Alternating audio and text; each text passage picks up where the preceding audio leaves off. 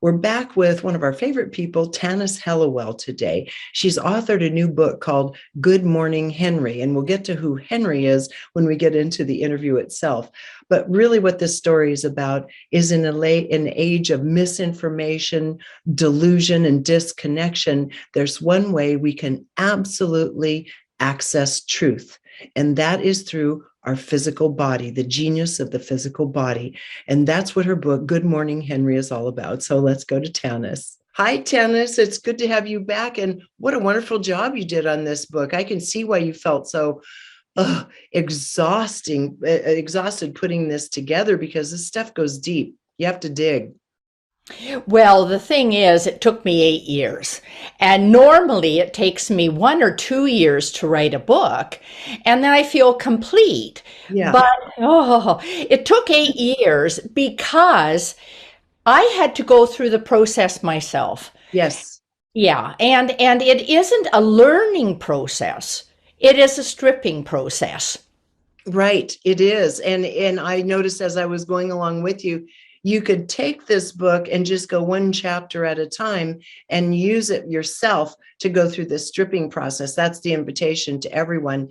And what I said at the beginning in this open, I think is really important. We are turning into almost a dystopian society globally because of our lack of ability to connect and find absolute objective truth anymore, but the body does not lie. So before we get into that further, first tell us why Good Morning Henry. Who's Henry? Henry is my body intelligence. And this is called by other people the body elemental, Rudolf Steiner called it, Eckhart Tolle called it the inner body. And it turns out that Henry is really, I'm going to whisper this, the Holy Spirit. However, we don't find out that Henry is the Holy Spirit until we're about 2/3 of the way into the book. And why would that be? Well, because if people thought, "Ooh, I'm going to talk to my Holy Spirit," this may be daunting. Mm-hmm. So he just calls himself Henry. Right. And in reality, as you get further into the book, you find that what this is that it is the intelligence that lives in and between the cells, that guides the cells, that guides the gestation process, that merges with DNA and RNA to program us for the lifetime, for the incarnation we're about to take when we're in utero. This is that intelligence, and you can't sidestep it nor trick it. It takes the subconscious and all of our past into consideration when setting us up for a given incarnation with all the traits we need and the challenges we need. This is a vast form of intelligence that is informing us through our body, which is why it's so important that we learn how to listen to it, right? Absolutely. In fact, I was going to say, I know you have a comment from Eckhart Tolle that absolutely supports that because it's in your book. Do you have your book with you and do you have it flagged? Yeah, I do. Would you read that Yeah. really quickly and then comment? Yeah. Eckhart Tolle said, "The fact is that no one has ever become enlightened through denying or fighting the body. In the end, you will also always have to return to the body where the essential work of transformation takes place. Transformation is through the body, not away from it." And I think this is very important because, as you said, it programs all the cells of our body. And it's not just our physical body. When you're talking about Henry, it's the etheric. It's the etheric. And the etheric we know is 99.9% of everything. And so it's programming the physical, the emotional, which are all our emotions, and the mental, all of our thoughts. And so it looks at our karma from life to life. It works with the guides that are overseeing our destiny in this life. And it puts down exactly the right traits that will allow us to manifest our purpose. Yes, and what I found interesting in this is that it's a two-way street. As we become and as we think, and this I was really thinking about, how does this line up with the subconscious? Because as we think and as we behave, feel, and become, that in turn affects Henry. It does. Right. It programs us to give us every tool we need, but everything we do impacts it in return, which in future incarnations will require adjustments again. Can you explain this? Because I think for some people that can be a little confusing.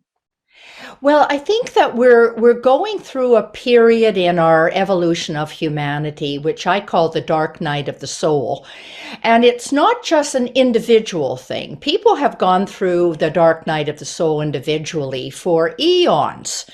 But this is a collective dark night of the soul where all of our old knowns are falling away.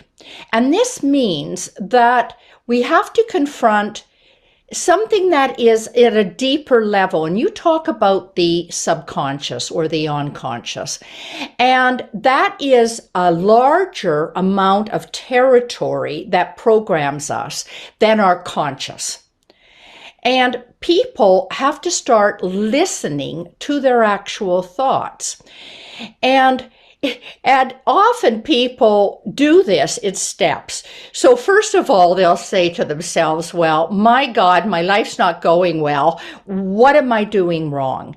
And then they'll look at their behavior, but then they start looking deeper to say, where did I learn this behavior? How has it served me in the past? Why doesn't it serve me now? And then they start looking at, oh my God, this is the way that my dad acted. And how did I feel when that happened? And then you learn your life scripts. You learn where you got your beliefs from. And then you realize that this is all unconscious. So I'm fascinated with ancestors and how we can track a lot of our patterns through our ancestors. And ultimately, I believe that the cells give this information back to us. I believe you're right on that. And you can tell because there are sets of feelings and sensations attached to the cellular responses. And those are the things we often ignore in favor of the mind. Yes. We're trying to allow our conscious mind, which is, as you say, far less influential in what we actually experience in life than our unconscious or subconscious mind. And then, of course, this body intelligence try to guide us through life. And that's where we get in trouble, especially in times like this of extreme manipulation and of consciousness, illusion and delusion, disinformation, misinformation. How do we know what's true? Which has led to the last study I heard, 25% increase just in 2021 in mental illness. Now we had COVID to contend with too, but it's part of this being disconnected from any sense of empirical or objective truth, I believe. Uh-huh. And I think one of the important things that I learned from Henry was that we have to create a pause. We have to create a space between what we hear and how we feel about it and why do we feel that, right? And the larger that this space can become, the more that we are in control, really, of what we think and how we are ultimately going to act. Because the action or the physical body, health or not health, is going to follow the thought. So it is a question of deprogramming more and more and more. And it's learning to become our authentic selves. So it's nothing more than becoming who we really are anyway, if you erase the programs. True. That is true. And I was just talking to a friend the other day who is having some difficulty in a relationship in life. And the reason is because she's been trying to deny what her body and feelings are telling her and say, it's wrong to feel this way. I shouldn't feel this way. Let's talk about that for a moment. When you're telling yourself your feelings, your emotions, and your body, you're not supposed to feel like that, and you invalidate it, what happens? Because often it ends up in shame, blame, all kinds of stuff. Yeah. Yeah. I think any kind of negation of our feelings, our real feelings, is going to reduce our energy. And that's the least of our problems. So how much are we actually living the life that we could be living? I say that there's either fear or there's love. And when we're into fear, we're into negating something. And Yes. that takes a heck of a lot of energy. So I'm more of a embrace it kind of person, right? So it's moving beyond the bad and good to a higher frequency of, I think we are living in a paradoxical world currently. And so rather than dividing it into, the haves and haves nots and the goods and the bads, we need to think in terms of how can many realities exist simultaneously here, as many realities as there are people, because each person has a filter. And it's basically what I'm talking about in Good Morning Henry is to erase the filter. Let's start erasing these filters, which are these screens, these barriers that we hold against ourselves and others and the world, and embrace in this kind of neutral place to really say, okay, this person doesn't agree with me. Let's look at where they're coming from. That is what we have really lost in today's society. Things Yeah. are broken down into very much right and wrong, black and white, you're right, you're wrong. And so what you're talking about here, it's interesting because it's highly nuanced, and it requires us to be honest enough to understand that how we feel, the other part is to collapsing into someone else's reality as a pleaser. Okay. So you got both these things going on inside of us. And in that, like in the case of my friend trying to be a pleaser, everybody is being hurt because it's inauthentic. Then you get resentments and anger and so forth. So if, from what I'm hearing you say, we all simply acknowledge what truly is being manifest through our body by way of feelings, and Yes. we start understanding we're all different, and sometimes we're going to please each other and sometimes we're not. But if we can't be authentic, nothing good, in fact ill health, will result, right? I mean, that's what usually happens. Yes, I think that's true. And I mean, we have been denying feelings for so long, Mm-hmm. saying that the mind is superior, right? And the mind is not superior. The mind is the ego. And the ego, basically, what we call our personality, our ego, is a conglomeration of all the thought forms that we've grown up with in our world, from our parents, what we've been taught in our educational system, what we're being taught on the media, whatever. It's a conglomeration. And the ego loves to stay in control of our life because it controls the illusionary life. It keeps us living the life of illusion, which takes us away from our authentic self. So basically, what we need to do in confronting our beliefs and our old thought forms is we're actually confronting the ego so that we can become a soul-infused personality. And our soul is nothing other than our authentic self. So if we say the mind And the world of ideas is one realm. Okay, fine. It teaches us how to question, how to analyze, how to critique. These are all important qualities. How to discern, wisdom, very important. Drop down into the emotions and say, are our feelings in congruence with our thoughts? Drop down into the body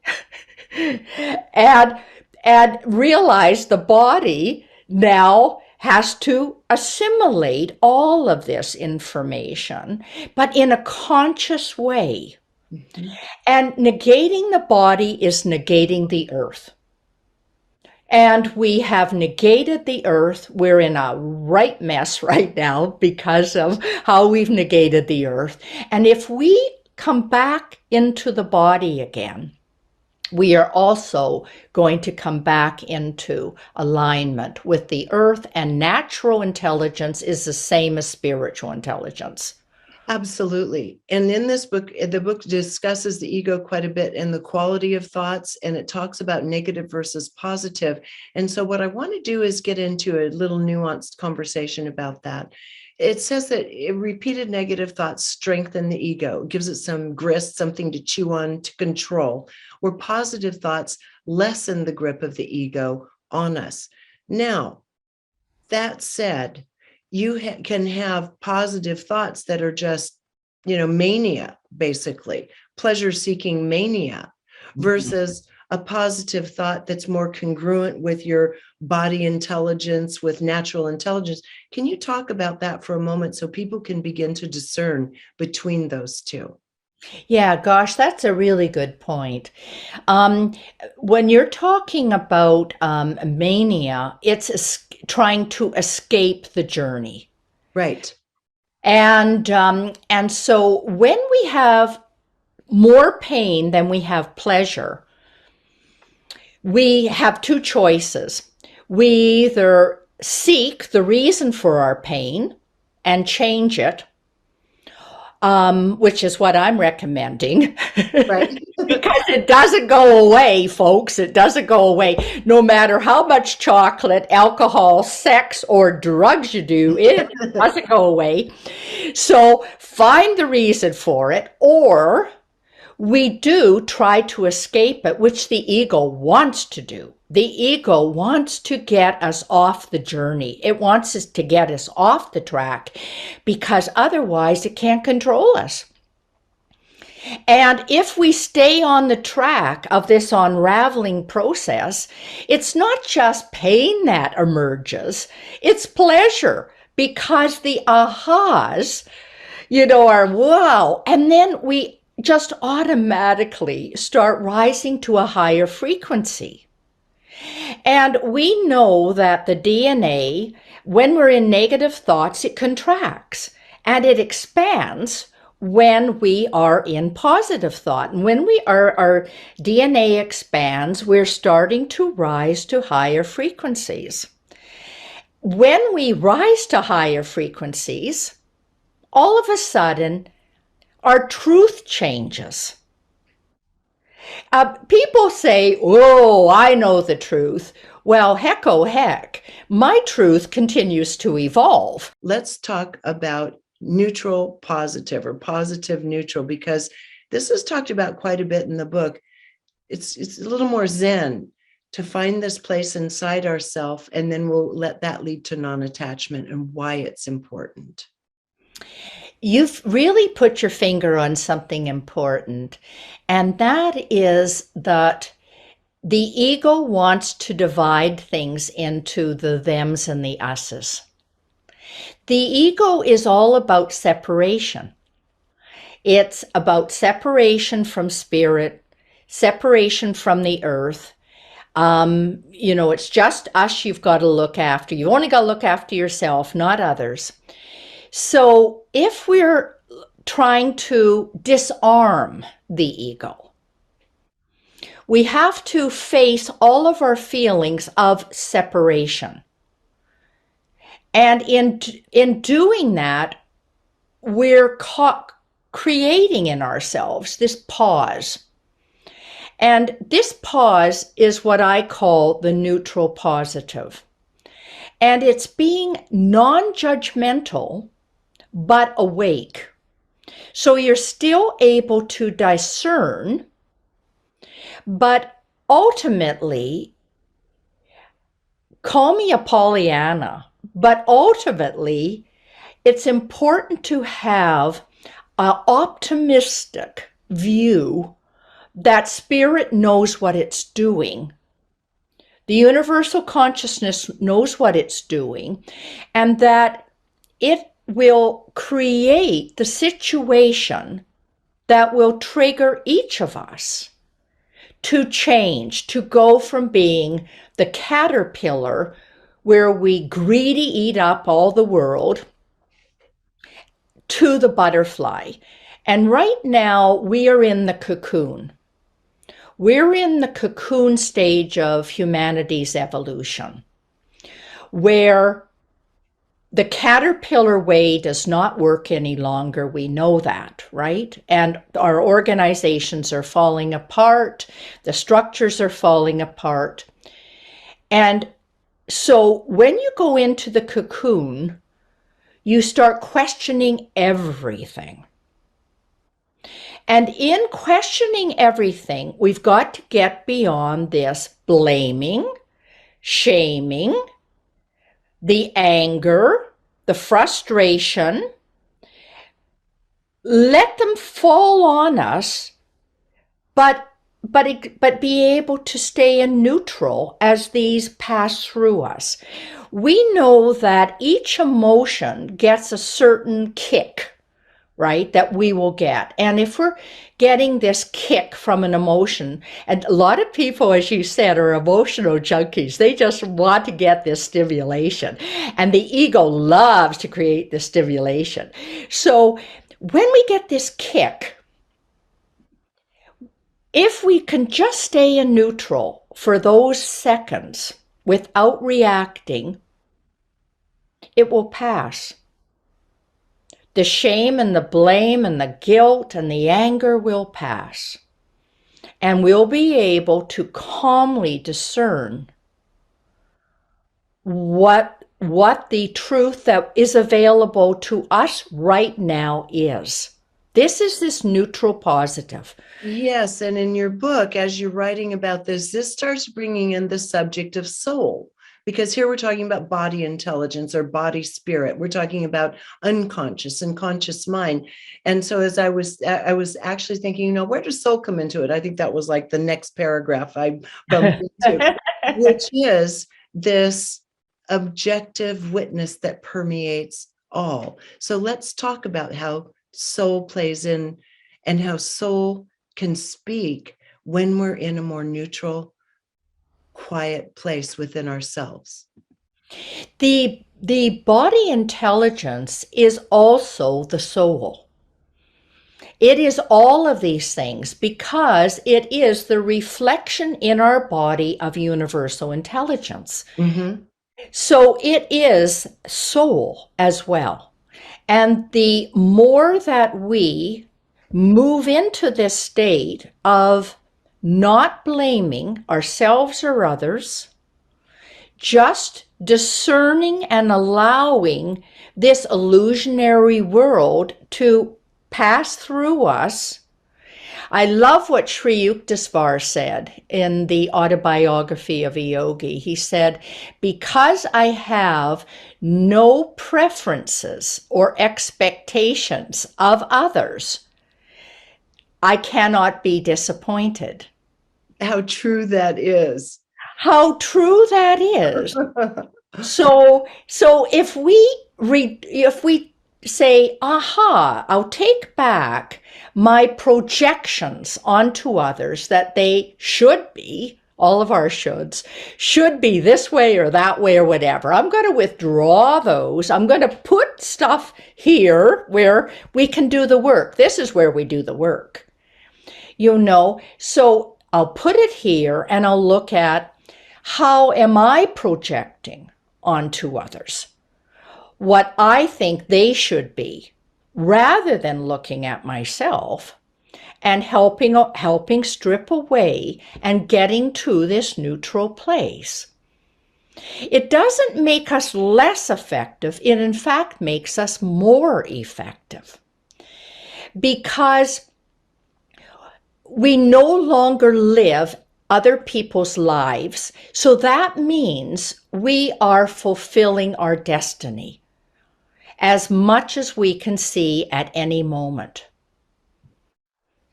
The thing is, it's not as dramatic. No.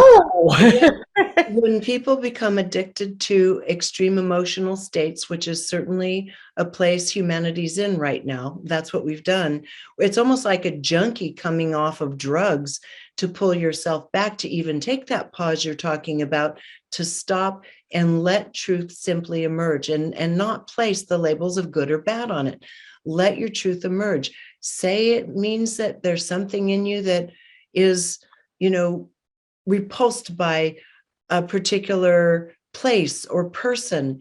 Listen to the body. Just let it speak to you. You don't have to judge it in that moment. Just let your body feel what it is. It's simply showing you something. It can be showing you something from a past life, from something that had a similar vibration or feel or look to it that isn't that.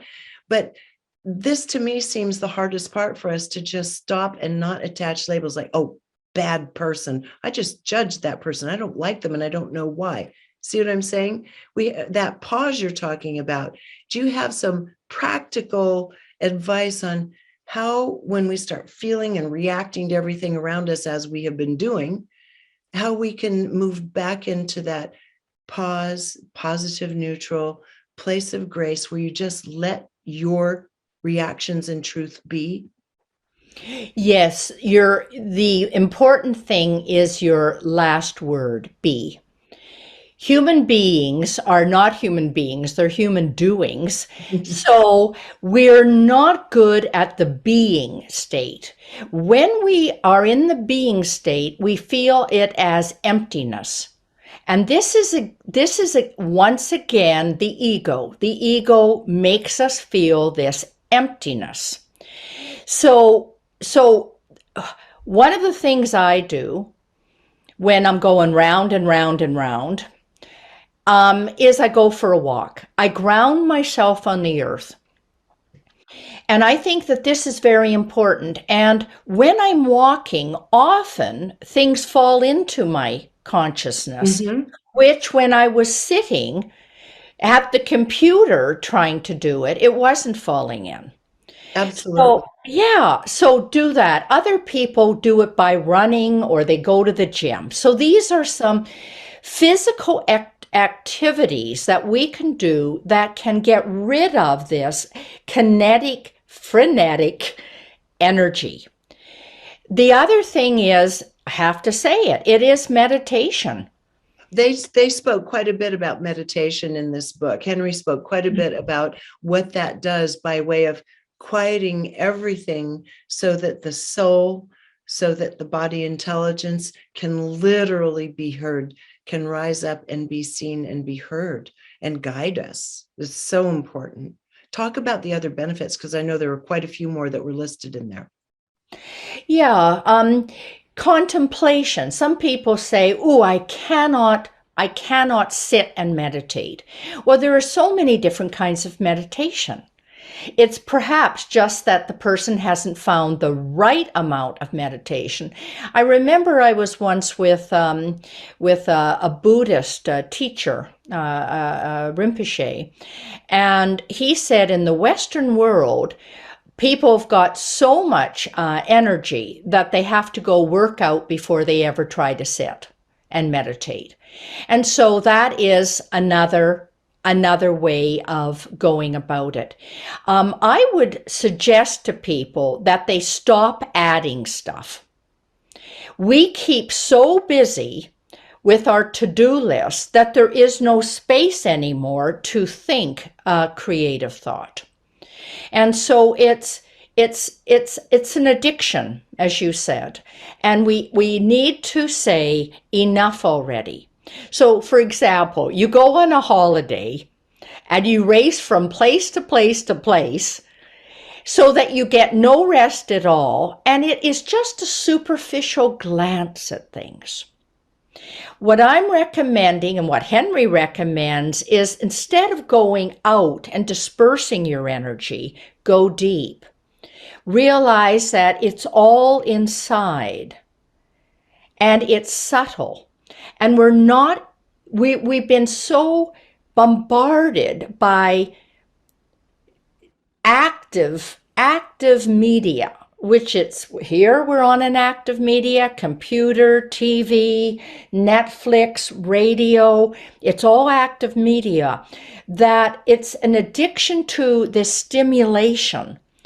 And we need to learn to appreciate the subtle and to realize this is the path to being. The being is going subtler, and this isn't less good. It actually, all the higher frequencies are subtle. They are. And well, that brings up the notion of being of spacing out, which we can talk about, maybe just address for 1 second, because I find more and more where I'll sit down and my mind is nowhere. I'm just kind of there, as you say, and almost empty, so to speak. And I'm wondering, what is going on? I'm just empty. And so maybe that's just allowing space and refreshment for something else to move in. Maybe a quick comment on it if anyone else is finding themselves more in that state of just literally being eyes open with no thought at all. Yes, absolutely. That is one of the stages that we go through in spiritual transformation. So that's actually progress. It's not regression, it's progress. Because if we can't empty, we cannot fill ourselves again, or let spirit fill us is probably a better way of saying it. So that is great. Yeah. Okay, I just thought I'd mention in case other people are going through a lot of, spaced out time as well. Thank you. Progress, allowing space. It's not unpleasant. But let's talk now about what happens when we find ourselves, which we do mostly. People find themselves in the past or the future, and then they also get into patterns then of shame and guilt. Let's just talk about kind of the devastation of what guilt and shame does to our being. One of the exercises I recommend for people is to close their eyes and to look at, or just get a number, any number, of how much time they spend in the past saying, if only, right? If only I had gone to university. If only I had had good parents. If only I had been born rich. If only whatever. But how much time is in the past and how much time is in the future for their life? When they say when I retire, I'll be able to do this. When the kids grow up, finally, I'll be able to do my own thing. When my boss retires, then I might get that person's job. When someone discovers how intelligent I am, whatever the when is. And when people look at how much of this fantasy they have about the when, and how much regret or blame or shame they have with the if only, right? Or if only I'd been a good parent, if only I had been a good child to my mother, whatever it is, they'll find out that maybe they've got 20% in the past, maybe they've got 40% in the future. So what they're living with here, are you kidding? They've got 40% available to them because they're not in the present. I don't think that's unusual, Tanis. I think a lot of people live like that. And yeah. I think you're right, to take as honest an evaluation as one can as to where you're spending that time, to understand you've blocked all that energy. Your book, and Henry states in the book, that your future becomes literally the decisions you're making this moment, moment to moment to moment, that will become your future. There's no point worrying about it. You're creating it with every thought. That's right, because every thought has a frequency. Right. So there's no reason to blame or shame or whatever. Just do it now. Do Right. it now. Right. Some other things that were mentioned in there is it's really important to try to keep your connections with people, if you can, ideally, to choose to be around people that increase your energy. This is really important. Increase your frequencies. Now, that all sounds ideal. Wouldn't we love to just be around people that make us feel good? But talk about that in real terms, because we have life. We have all kinds of people around us. We do. We have family, which we might have inherited. Yeah. And we do have obligations because that came with our karma. It came with our karma of who our parents are, or what choices we had to marry or have children or whatever. So we have brought these things into our life. So we do have obligations. And so I'm not saying, and Henry's not saying, forget it, just hang around with positive people that you think are growing. So it's a question of balance again. It's not an either or, it's a both and.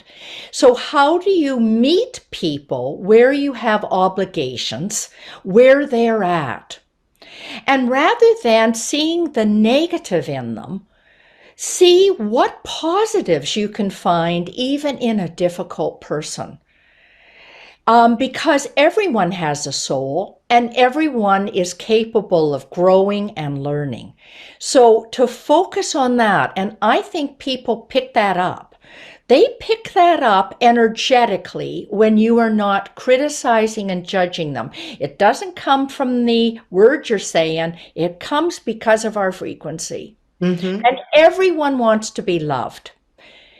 Everybody wants to feel that they're loved and appreciated and that their life has meaning. So that's what we can do with people who we have a responsibility for. And then at the same time, the both and, to make choices, conscious choices of people we want to spend time with other than that.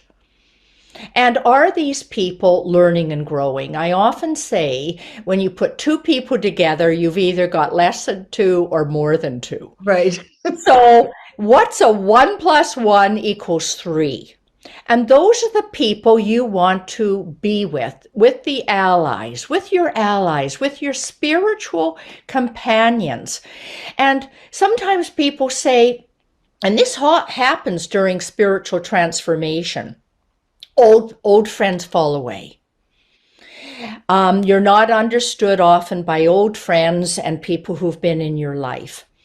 And this is a very painful thing when this happens and you feel isolated and alone. This is part of the spiritual journey. However, when that door closes, realize it's got to do with frequency. Their frequency is not going in the same direction as yours. There's two things can be happening. They can become a couch potato, and so their frequency's not going in anywhere really. Or they're just going into other interests. And realize that your relationship has fulfilled its destiny. And rather than trying to hold on to this old friend, say, bless you. It has been wonderful knowing you. I will always love you. And move to where the door opens, the new frequency or the new interest. Absolutely. And that's a really hard one for people. It's with family, as you said, it's a little different. You find the best you can. That's what I find. I mean, I think differently, obviously, than a lot of people that I was born into, the family I was born into. But there you have the kind of love that you're talking about. I just go to where they are. and wherever they're living, whatever they're working on. And, you can say, some people think, well, how satisfying is that if you can't meet each other? Well, to me, that is meeting someone. To be Yeah. there for someone in what it is they're working on and need and their wishes and dreams and desires is to be there for them. They don't have to understand me. It doesn't have to be about me. And that, I think, was the big transition, is many years ago, to understand it doesn't have to be about me to have a wonderful connection and friendship with someone and be there for someone else. So that's kind of what you were saying in your Absolutely. obligatory relationships.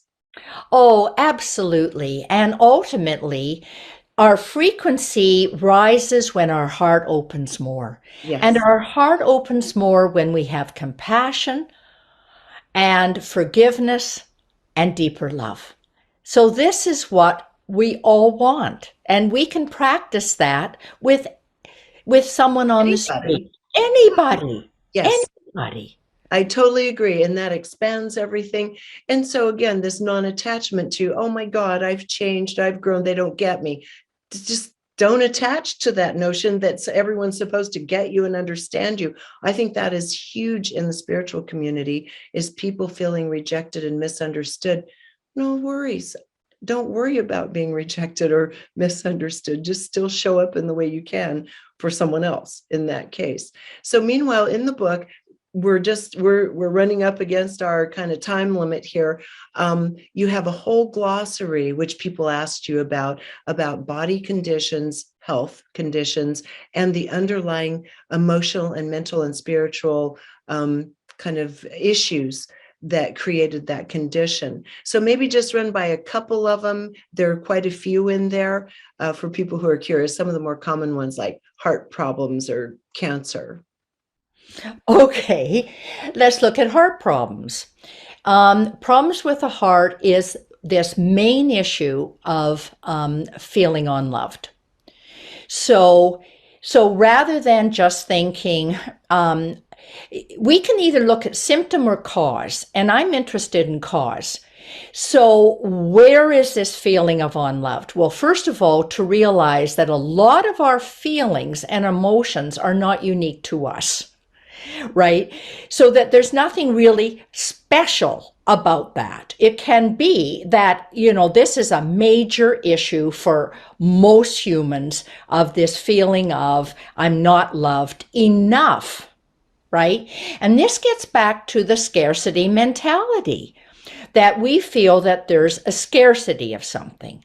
So rather than saying, I'm not loved enough, I'm not understood enough, no one gets me, say, I love myself and I do things in my day to show I love myself. I give myself good food. I take myself for a walk. I do things that nurture my sense of love for myself. And when I meet people, as you said, do I show love for them, or am I just in my scarcity about me, me, me, me? The more we love others, the more they reciprocate because they're comfortable with us. So often we've created our own barrier with this feeling of love, which is causing the heart problem. Yeah. And And breast cancer, we know that one, it's a but just growth. reiterate that one. Yeah, cancer is a growth of something that we need to get rid of. Start at the heart, at the head, with the thoughts. What thought is causing your illness? That's the main thing I would say to people. It all comes down to what's the main thought that is negative or restraining, confining, not in alignment with universal intelligence, that's causing your illness. And if you talk to your body, you get it. Your body will tell you. I mean, really, it's not nuclear science. No, it's not. If we just start paying attention again because the mind is so dominant, and we're made to be in a mental culture, and engaging with this device, this computer here, puts us in our mind, however many hours a day. So I love what you had to say. And the book itself has just a tremendous amount of wisdom. We've only done a tiny thumbnail sketch of what's in this book to give people an idea that this is a real directory, a resource guide for learning how to listen again, and what the quality of thoughts and the quality of emotions, the space we give ourselves, actually does for us in our ability to discern truth of all kinds. Any final thoughts, Tanis, before we say goodbye? Joy. Just enjoy your life. Yeah, I think that joy is very important, and I've enjoyed our conversation. And this joy is an enthusiastic response to life, and whatever it brings us is the right thing. I agree with that. I'm all down with joy myself. So, Tanis, thank you so much for taking the 8 years. And as you said in the chapters, I am so exhausted after dealing with each one of these and having to go through and basically excavate your own life. That's what you did in this book. And that opens the possibility for us to do the same if we wish. I can't say I agree with Eckhart Tolle.